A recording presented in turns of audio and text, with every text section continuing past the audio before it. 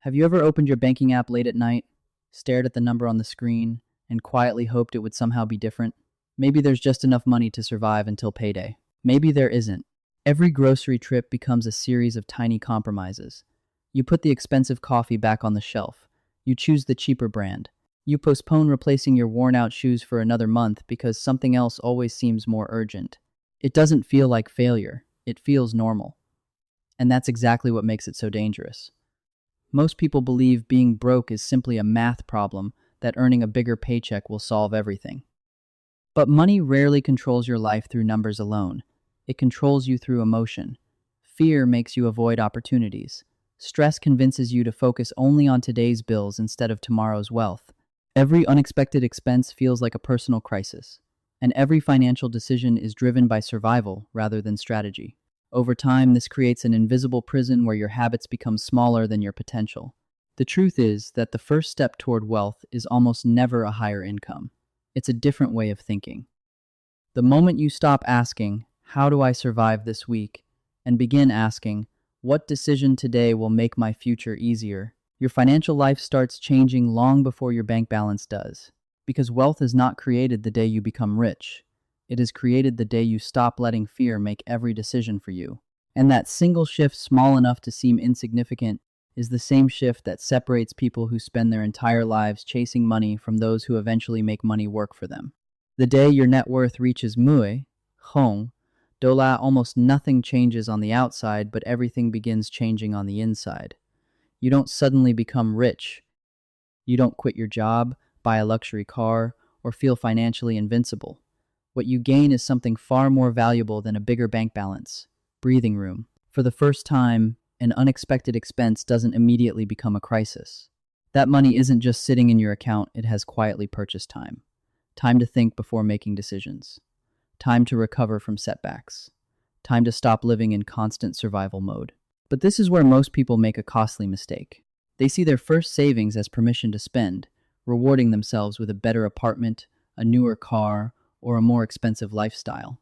Wealth builders see the same mui, hong do la, completely differently. They see it as the foundation of a machine that can eventually buy back years of their lives. Instead of asking, "What can I afford now?" they begin asking, "How can this money start working for me?" That question changes everything.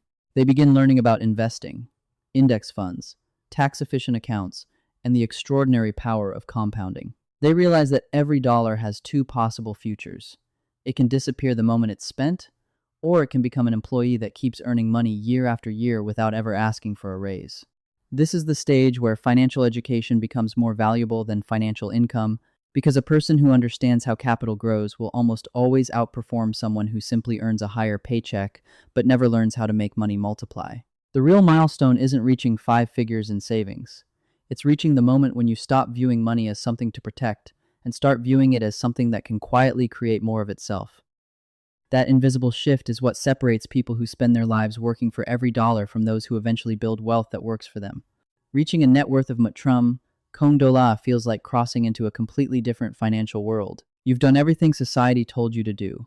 You worked hard, stayed disciplined, avoided unnecessary debt, and consistently saved part of every paycheck. From the outside, it looks like you've won. But then something unexpected happens. You sit down one evening, project your finances haimui or bamui years into the future, and realize that if your entire plan depends on a salary, your future has already been capped. No matter how impressive your paycheck becomes, there are only so many hours you can sell, and only so many raises you can receive. That's the moment your definition of wealth begins to change. You stop measuring success by how much you earn each month and start measuring it by how many assets generate income without your direct effort. Instead of relying on one paycheck, you begin building multiple engines of growth: a side business, investments, equity, digital products, or cash-flowing assets that continue producing value long after the work has been done. You discover that every dollar you invest in an asset has the potential to earn again and again, while every dollar earned from labor must be earned repeatedly. This is the invisible line separating employees from wealth builders. The wealthy don't necessarily work harder than everyone else. They spend years creating systems that eventually work harder than they do. They understand that financial freedom doesn't come from maximizing income alone, it comes from reducing dependence on any single source of income. The goal is no longer to climb the corporate ladder forever. The goal is to build enough leverage that your money, your skills, and your assets continue creating opportunities even when you're not actively working. Because the greatest financial breakthrough isn't earning six figures. It's realizing that your salary can build wealth, but only if you use it to buy assets that one day make your salary optional. By the time your net worth reaches Batrum, home, Dola, the game changes in a way most people never expect. It is no longer about proving that you can save money. It is about proving that you can think differently about uncertainty. Up to this point, every financial decision has been focused on avoiding mistakes. But real wealth is rarely built by avoiding every loss.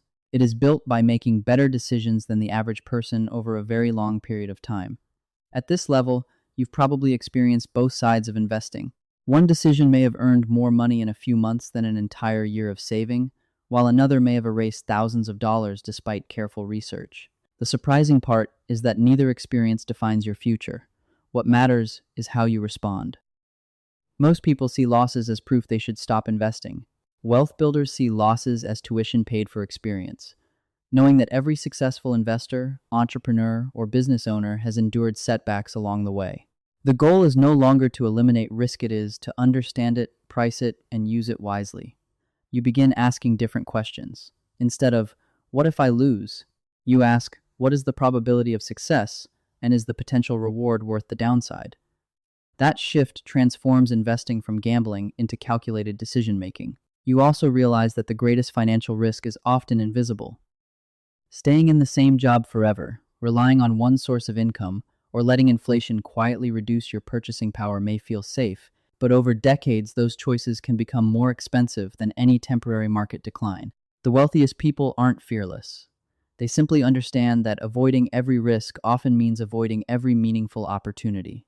They build diversified assets, protect themselves from catastrophic losses, and keep making intelligent decisions even when outcomes are uncertain. Because in the long run, wealth doesn't belong to those who never fail. It belongs to those who keep learning, adapting, and allowing time, not perfection, to become their greatest financial advantage. For most people, becoming a millionaire is imagined as the finish line, the moment when every financial worry disappears and life finally feels complete. But when you actually cross that threshold, something unexpected happens. The number changes, yet your perspective changes even more. You quickly realize that $1 million is not a magical destination. It's evidence that your financial system works. Taxes, inflation, market cycles, and the rising cost of living all remind you that wealth is not defined by a single balance on a screen. If your money depends entirely on your continued effort, then even seven figures can feel surprisingly fragile. That's why the truly wealthy stop celebrating milestones and start strengthening the machines that created them. They become less interested in making more money and more interested in making their capital increasingly independent. Every investment, business, and asset is evaluated by one question. Can this continue producing value without my constant attention? This is where the focus shifts from chasing income to building durable systems that survive changing markets, economic downturns, and even your own absence. You also begin to understand that lifestyle inflation is one of the greatest enemies of long-term wealth. Every expensive upgrade creates new obligations, while every productive asset creates new opportunities. The people who remain wealthy for decades aren't necessarily those who earn the most. They're the ones who consistently preserve flexibility, reinvest intelligently, and resist the temptation to confuse higher spending with higher success. The greatest lesson at the $1 million mark is that financial freedom is not purchased by reaching a certain number. It is earned by creating a self-sustaining ecosystem where your assets continue growing, adapting, and generating value regardless of whether you're actively working. $1 million is not the end of the journey. It is proof that you've learned how to build momentum. And once momentum exists, the real objective is no longer accumulating more money. It's creating a life where time, choice, and freedom become your most valuable assets. By the time your net worth grows into the $2 to $5 million range, money stops behaving like something you earn and starts behaving like something you direct.